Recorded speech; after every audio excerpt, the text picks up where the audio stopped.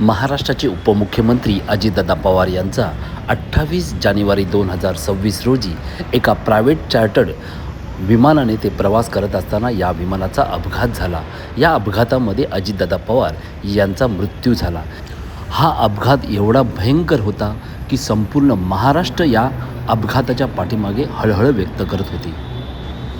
अजितदादा पवार यांच्या अपघातानंतर काही नेते सतर्क झाले आहेत.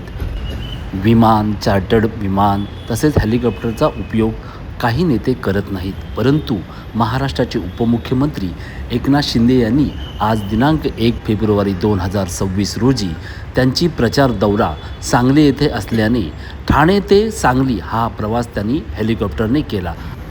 आज सकाळी 12 वाजता ठाणे येथील बाळकुंमस्थित जैन मंदिराच्या उद्घाटन व आरती प्रसंगी एकनाथ शिंदे हे उपस्थित राहिले.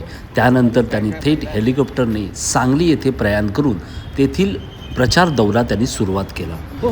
एकनाथ शिंदे यांची आज दिनांक 1 फेब्रुवारी 2026 रोजी दुपारी 1:30 वाजता जाहीर सभा वाळवा जिल्हा सांगली येथे होती. तर दुपारी 3:30 वाजता जाहीर सभा हमीदावाडा तालुका कागल जिल्हा कोल्हापूर येथे होती. तर सायंकाळी 5:15 वाजता कार्यकर्ता मार्गदर्शन रेंदाळ तालुका हातकणंगले कोल्हापूर येथे होती. तर सायंकाळी 6 वाजता कार्यकर्ता मार्गदर्शन हेरले तालुका हातकणंगले कोल्हापूर येथे होती.